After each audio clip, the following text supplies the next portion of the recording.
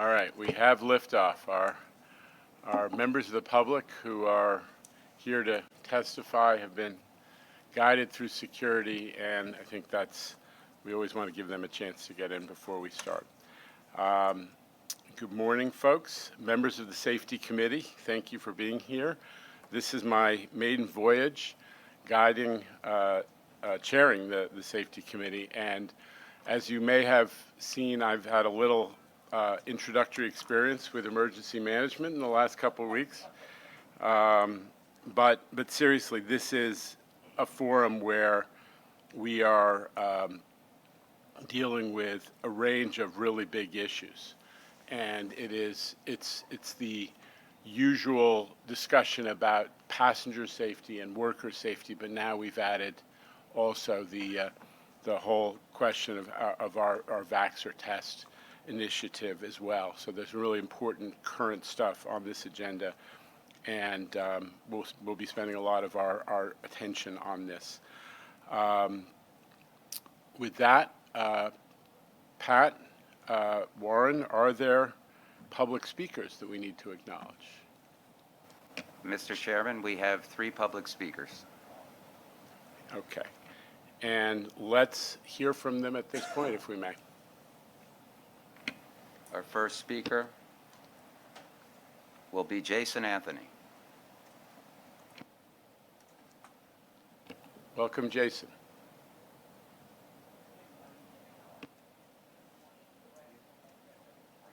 Mike. Is the mic on? Good morning, Jano. Good morning, Neil. Good morning, Andrew. Good morning, Patrick Warren. Good morning. This document right here that I have in my hand is for you, Patrick. Why is this for you? In July, I tried to talk to you because since day one of the COVID emergency, you failed. And for the past few weeks, I've been experiencing harassment by transit police because I've been telling them in a very polite way to wear a mask on underground subway stations. They should know that it's a TSA mandate. You should know better, Patrick. The PCAC chair, Lisa Daglian, is angry with this. So that's why I'm giving you 48 hours to have a meeting between me, Catherine O'Reilly, and Dibbin Shea to correct this issue in person. Because if not, you will have to step down. So with this said, I've given you this document. So I'll see you guys in the next meeting.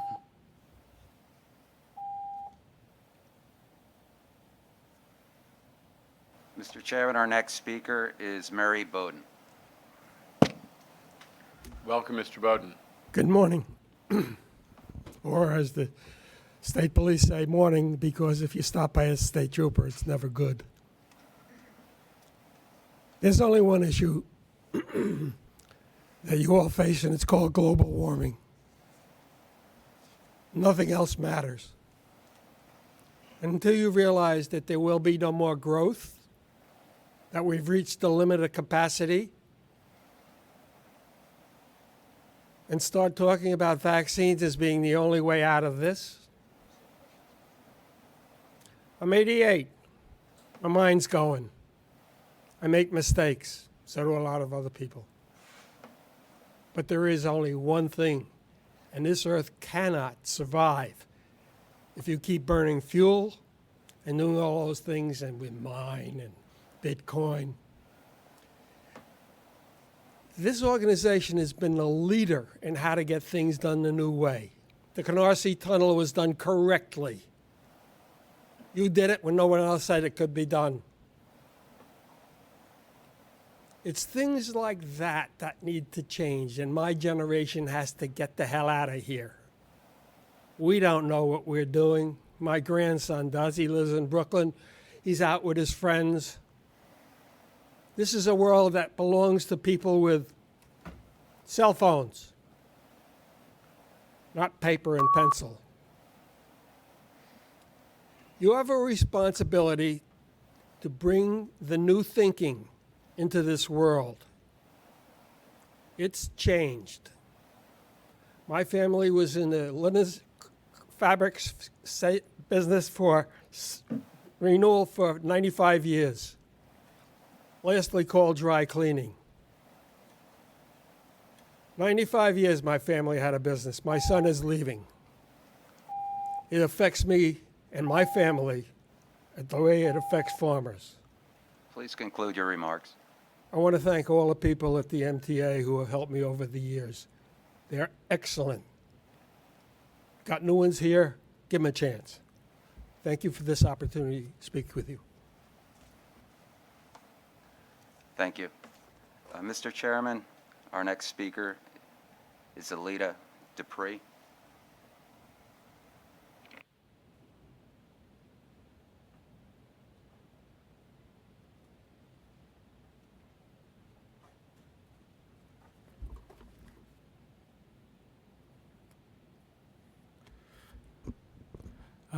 Good morning.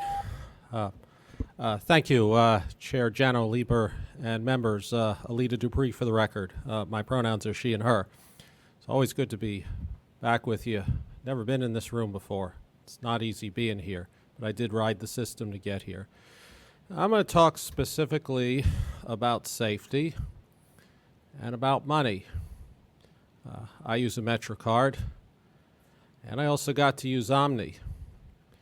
And I travel a lot of systems.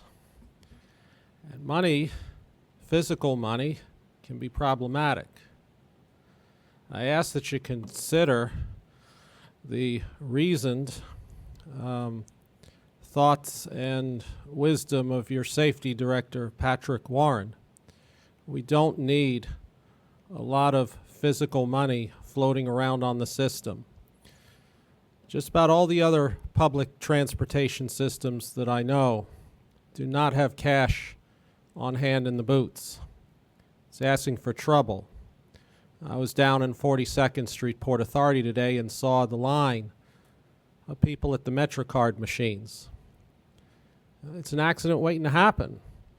I don't like standing in front of a MetroCard machine when I can use Omni, but Omni is expensive right now because I can't buy a pass on it.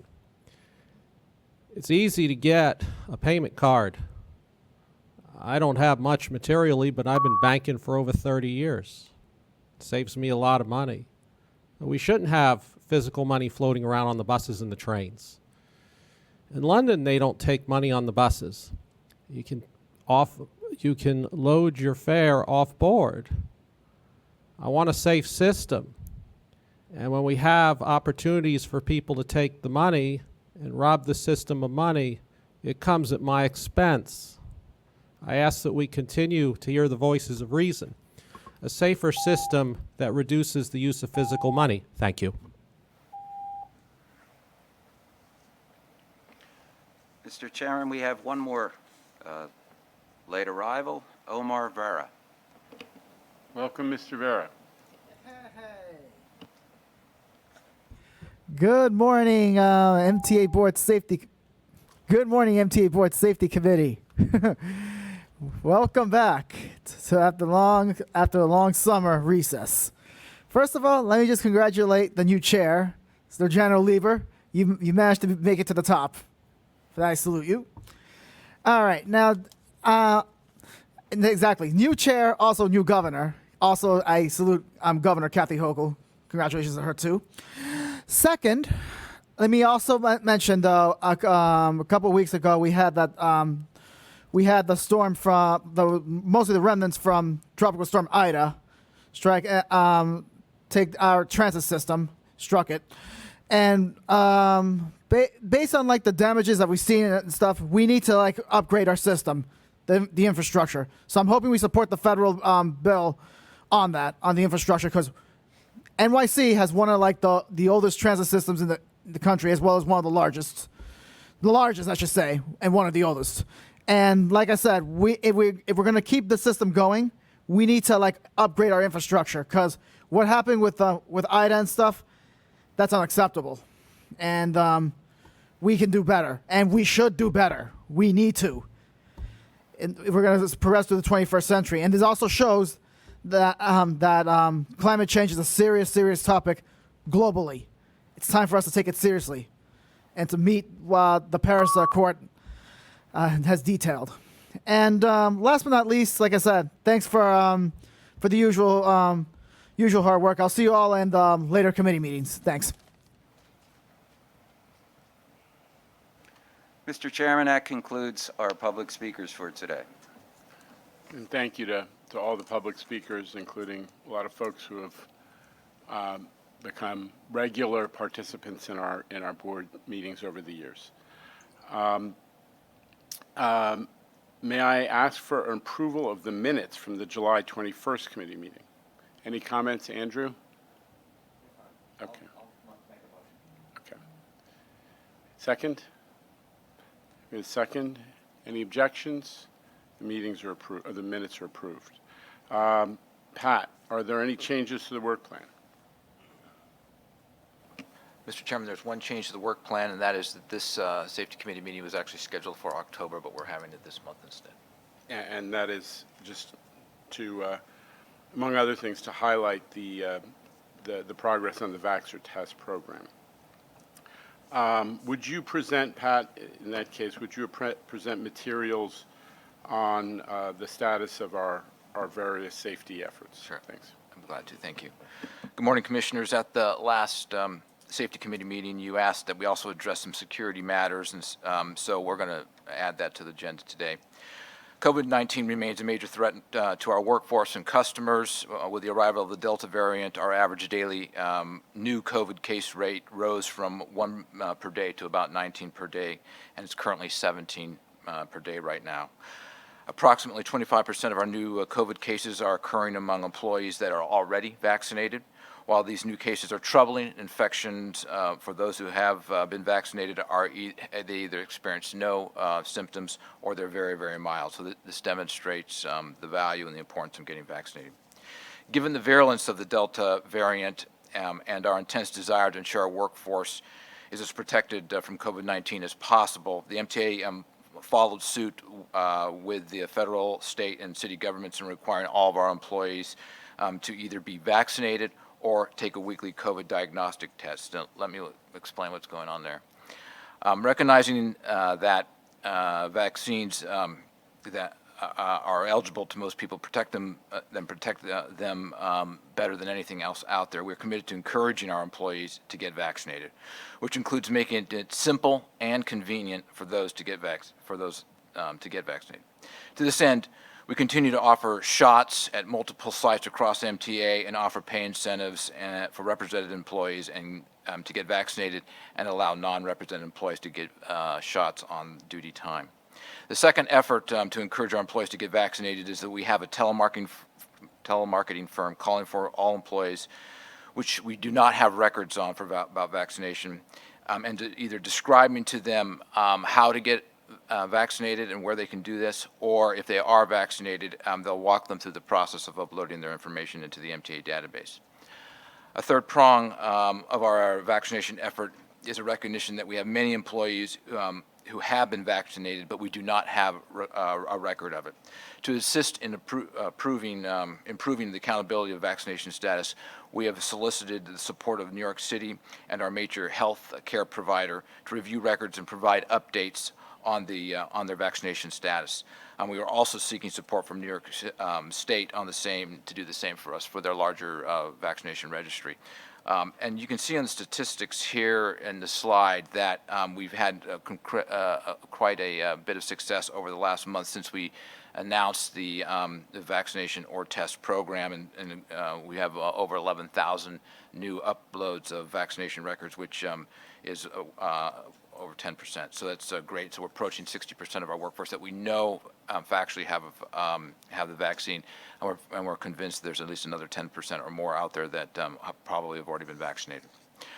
Let me go to the next slide, please. That was about the vaccination part. Let's talk about the test part. So you can read in the slide as we continue to have continue to have a large population within our workforce for which our vaccination status is their vaccination status is unclear. In order to protect them and others with whom they may encounter, we are directing these employees to get a weekly COVID-19 diagnostic test and a PCR variant, a version of that test. To reduce potential disruptions to this program that this program may cause, we have partnered with 3 healthcare agencies to provide on-site testing, and we now have 120 sites operating on various schedules to provide that testing. Together with the familiar nasal swab test, we were able to add a new partner, Mount Sinai, to our arsenal, and they provide a new saliva test protocol. It's just been approved. It is also a PCR test, and this testing protocol will help limit disruption of as our employees can execute the test themselves and then drop their specimen into a drop box that will be placed throughout the MTA facilities. We initiated this program on September 7th, last Tuesday, as a voluntary program, and will establish our compliance standards in October. Right now, last week, as of Friday, we had about 1,400 employees took advantage of the test program, and we will expect to see more here in the next coming weeks. Pat, a quick question. Sure. From the time an employee gives you the test, how long for the results? Usually, it's 24 hours or less. If the whole city starts really pushing on it, then the numbers go up. But right now, it's a 24-hour turnaround. That's good. Thank you. Let me switch to crime for a moment. Subway major index crimes, they're up 20%. And if you go to the major board meeting, you'll hear from the Chief O'Reilly, and she'll talk a little bit about this. So they're up 20% for the month of August, but down 20% for the year, which is good news. Felony assaults are driving the recent increase. They're up about 200%, and certainly there's a big effort to try to bring those down. It's a problem across the entire city as well as in the subway system. Good news is the arrests are up about 232% for the month, which is a huge number, and 30% for the year. And you can see that the efforts of putting more police officers into the system, security guards and cameras are attributed to that increase in arrests, and are part of that rolling down of crime for the last year.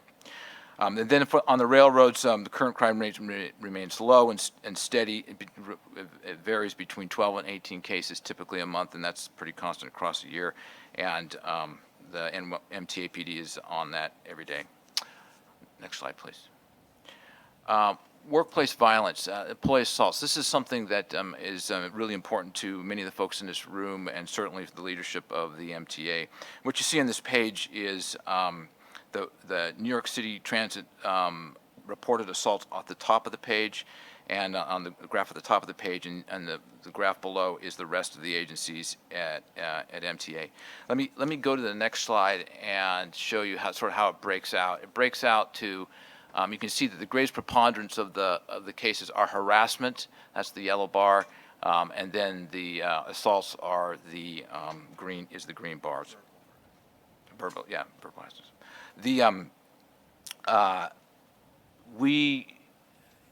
And a lot of those happen on the buses. It's the largest area where we find harassment. So we have a concerted effort to try to work with that particular piece of our workforce in terms of enforcement. So some of the things that we're doing to try to improve that are, one, MTA Police has now started a program where they're on more of the buses. They're doing step-on programs, particularly during the special shuttles that support the GOs, and we're working to expand that as we bring more officers on. We also have put cameras at conductor positions in different subway stations, more problematic ones, in order to try to catch those folks that are assaulting our conductors. And then A recent program that we started with our bus drivers is the program starting to be built, and it will be worked with them, is the de-escalation training, enhanced de-escalation training for our bus drivers so that they better understand how they might interact with customers in order to try to not have the assault or harassment reach a level such that it is something that's particularly uncomfortable. Next slide, please. Vandalism. Not surprising if you take a look at this slide, graffiti and that other category is really windows. Windows in buses and train cars are the largest areas for vandalism out there. A lot of work has gone on. If you take a look at the graffiti slide, you can see that there's been a steady decline. Matter of fact, we have almost had only a 1 yard graffiti incident in the last several months, which is really quite remarkable.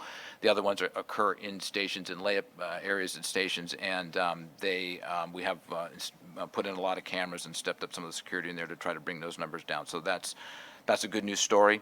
The windows are a little bit more challenging because they typically happen very sporadically across the system, and if we do find a case where there's some random person who's trying to has a program of breaking windows going on, we do have methods to go after an individual who's doing that, but largely it's very random and it's a very difficult thing to stop. But we continue to focus on it. Next slide, please.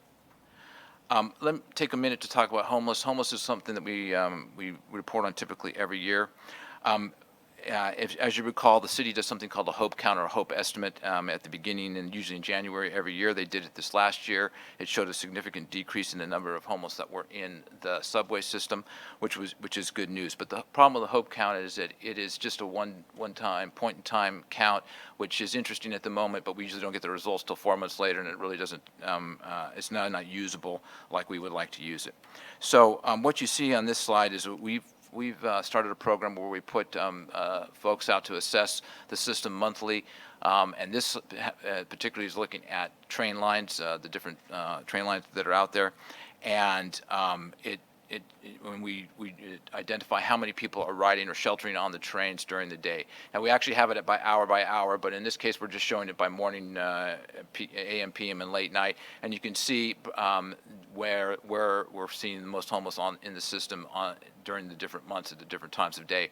And this is particularly valuable to us because this data-driven approach to understanding where the homeless are and how we can support them, provide outreach to that at-risk group, we can use our scarce resources by targeting it using the information like this. We go to the next slide.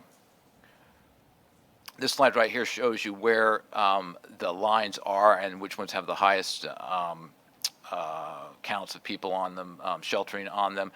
Not surprisingly, Stillwell and some of the outer areas are where we see the largest number of folks that are riding the trains. So again, this is a valuable tool that allows us to focus where we're putting our resources, our outreach and police resources in order to deal with the situation. So this is trains. Let me go to the next slide. This is talking about stations. We also look at stations monthly across the board, and this is an interesting slide only in the sense that that large blue area up there tells you that there are those 8 stations that are listed on the right.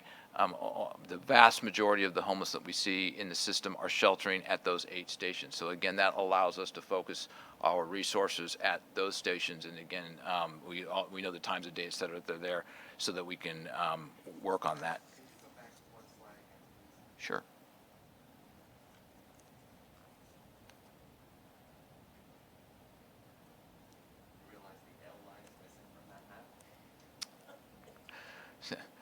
I'll make sure that the folks who are put it together, the GIS guys, find that line. Thank you. Okay. All right. Thank you for pointing that out. This is also looking at stations again, and this is the top 5 stations that are on the screen, or 8 stations, those 8 stations rather, and you can see that all 7 out of the 8 stations in this particular case are all in Manhattan, which is again probably not surprising when you take a look at those stations, but again it allows us to focus our resources in the right place at the right time. Next slide, please.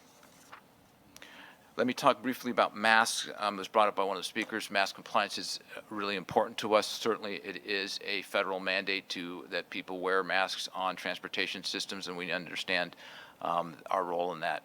You can see since the beginning of the summer, late spring and into summer, that there was a decrease in the use of masks out there. A couple of things that we have started to see some improvement in that, and we should see better numbers here as we go forward, we believe. One is that we have a much larger communication campaign out there right now, which has been re-energized to get people to wear masks. We have a program that just started this last week. It's a post-Labor Day Mask Bliss program where we have the NYPD, the MTA PD, security, some of our security folks, and then also folks from the different agencies out welcoming back customers into the system, handing out masks at key hubs, doing step on and step off the commuter trains, and encouraging folks to wear masks. Following this next week, we'll have a more aggressive program where we will have the police, in particular on the commuter lines, the MTA police on the commuter lines, but also some in the city, doing a much more focused approach where they're going down. They'll be on the trains. They'll be walking through the trains, and for those who do not comply, they will be handing out summons. So we're looking to improve that kind of work, that kind of compliance in the various systems. Last slide is folks that have been participating in the mask program here in the last week. Appreciate it. And Chairman, that is what I have. Yeah, we covered so much ground here.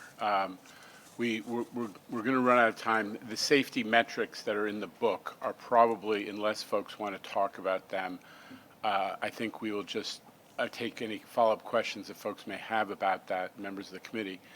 But I just want to note, and we're going to have a discussion, we're not going to cut this off, how many important initiatives, have been covered here. We have better information on homelessness so that we can work more effectively with the city. That is the only way to really attack this problem, is to pair up with the folks who are responsible for addressing the needs of the homeless in a more systematic citywide way. Obviously, that those agencies exist in the commuter rail territory as well.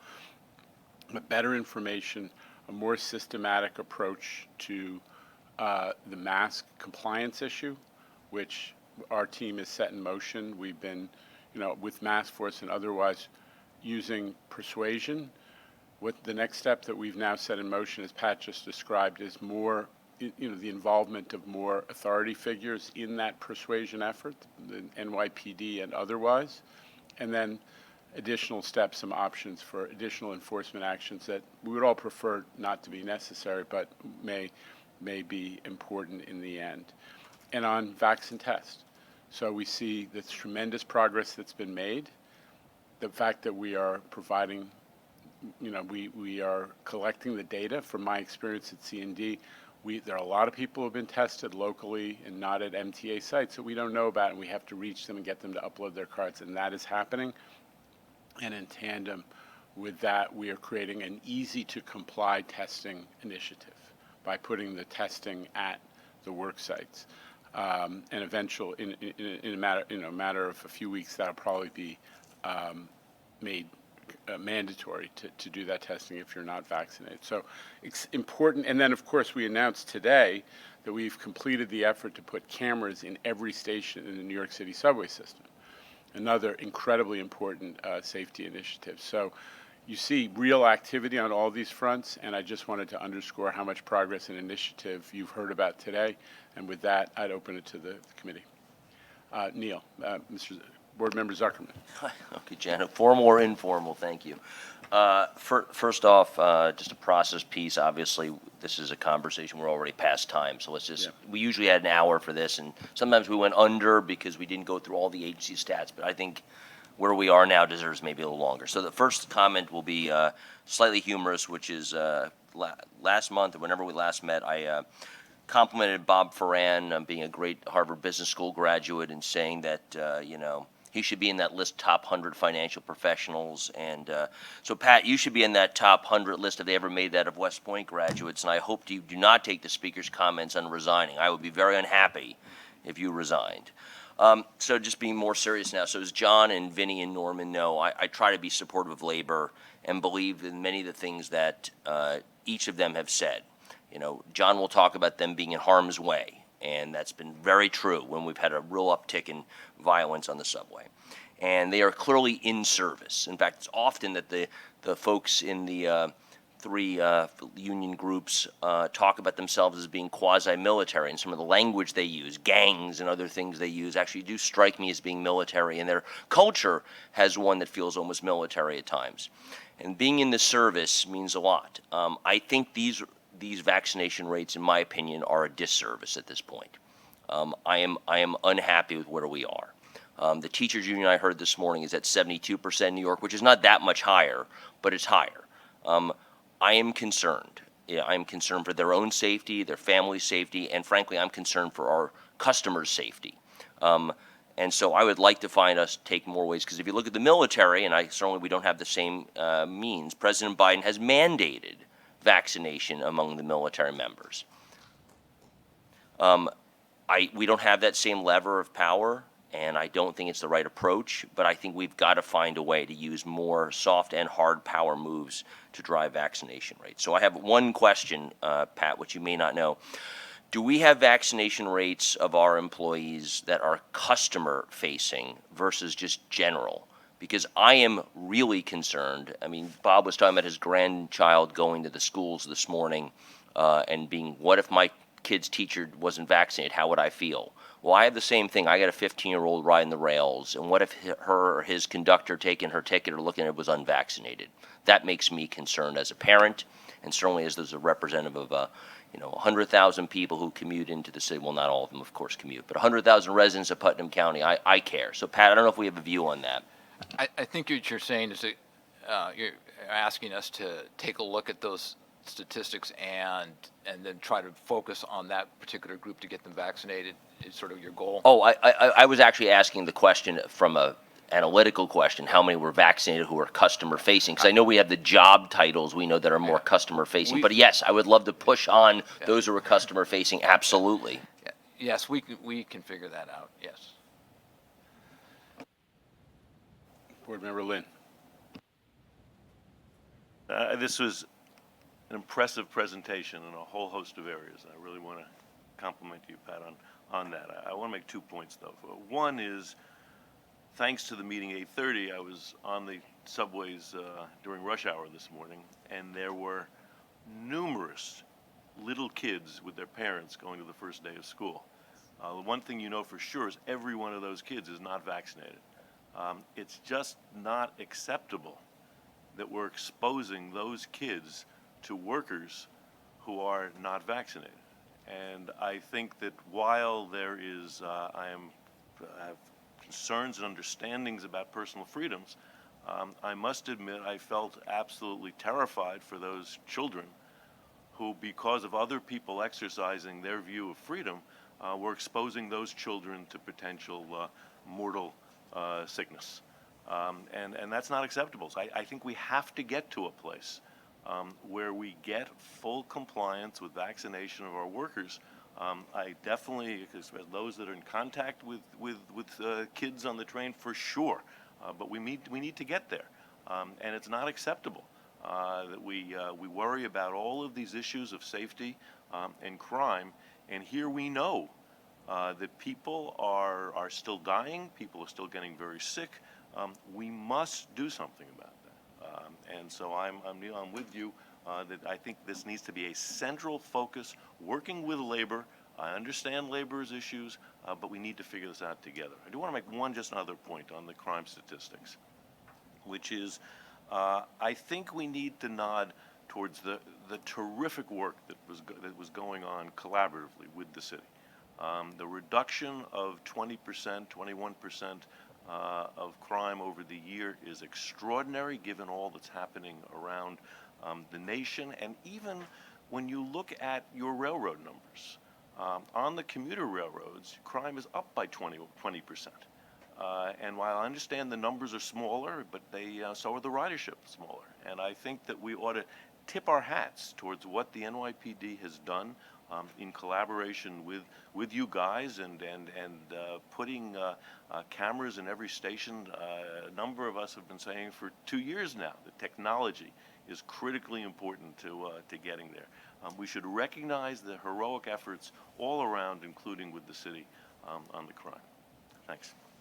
So that point is well taken, and I think we have done it, maybe not in this particular quick presentation, but the point is well taken, and we acknowledge every time we talk about our security situation in public transit, we talk about the partnership with the NYPD, which has developed in a very, very positive direction. So thank you. On the issue of the cameras, which we all got the email blast this morning, and that's great news. Are they noticeable or are they relatively obscure? They're pretty small now. This technology is and just in general, the cameras across our entire system are actually, even the ones that are sort of older fashioned, you can see them, they're rarely tampered with. So it's so far so good. Thank you. And is it all fare control areas in all 472 stations? So fare control areas are all looked at, and it varies throughout the rest of the station what's Passageways. being looked at. Yeah. Yeah, thank you. Board Member Tessitore. So, you know, I agree with my fellow commissioners have just shared as far as the concerns of safety. I'm going to very carefully just say this. We have to be careful. We have not allowed the vaccination or test program to take effect yet, right? Where it's in place and we're using a voluntary position right now because it's a complex way to test people on the property, and we're all for the testing and taking precautions that are necessary. What we also have to understand is that there is a very large amount. I can't speak for every union across the MTA, but there are plenty of our workers in the field that do not want to be vaccinated. We have to just say that that's the case, and we have to be careful because we're receiving plenty of feedback that, you know, they would leave the job if it came to that, and that's concerning to me because we are already challenged right now with manpower counts across the agency, struggling to fill positions. We haven't hired in a significant amount of time, at least on Long Island, in many of our crafts. So all I would say is before we continue to try to push further mandates which aren't being received as well as we may think in the field, to just give this time to play out. I understand we don't have much time, and trust me, my personal beliefs are my personal beliefs, but we have to recognize what our members, our respective memberships' beliefs are in the field, and we don't want to lose them, and we don't want to continue to make things feel threatening, because they feel threatened right now. They feel as though, many feel that they're, you know, potentially being punished because they believe what they believe. And we can't make people think. I don't think anybody in this room hasn't had countless debates with people, and there's plenty of people out there that we continue to not understand why they believe what they believe, right? Regardless of what your beliefs are. But please, all I say is let's let this thing take its course. We don't know, you know, Pat had said there are plenty of people out there that are vaccinated that have probably not reported it at this time. A lot of them feel as though it's none of your business what I did. You know, we can't control that. So if we can just give this vax or test program some time to take effect, put it in place properly, where it's on the property, spread out wide. I know it's easy to say that we have all of these locations across the system, but I can only speak for Long Island. There aren't a lot of places to make it easy right now. It's not right in front of people in a lot of places in the field. So we got to do a little better with that, I think, as we move forward and making it available and give the memberships enough time to at least see how this process works before we make them do something and regret it after. Okay, I think we've covered this, and the points of all are well taken. I just want to say two things. One is that we've seen if you looked at the numbers that Pat presented, we've seen a 40% uptick in recorded vaccinations since in the last about 5 weeks. So significant uptick, and that is not fully taking into account the information collection effort, which we hope is going to clarify where we are, because there's still a lot of people we don't know about. So number one, we're making progress, maybe not as fast as we want, but we are making significant progress. And I know we can get there because that's the approach we used, again, at C&D, which is close to 90%. Two, I just want to acknowledge that among the most powerful spokesmen for Vax or Test has been Anthony Simon, who's Vinny's colleague at the Long Island Railroad union leadership, and the partnership with labor, which Board Member Lynn advocates so effectively, is part of our strategy here. We're going to continue to pursue it through our labor relations group, because from the standpoint, what we don't want to do is to have conflict about the procedure rather than to focus on achieving the safety goals. So we're doing that collaboratively. We're doing it through the collective bargaining process in some cases, at least dialogue using that. And we're going to continue to make progress. But the other side of the coin is the point that Neil and Board Member Bob Lynn made, which is that we have to get there fast. So, let's all keep moving in that direction. I think there's progress being made, and we need just to accelerate a little bit. Okay? With that, I'll take a motion to adjourn this meeting and move on to the next committee meeting. Thank you, everybody.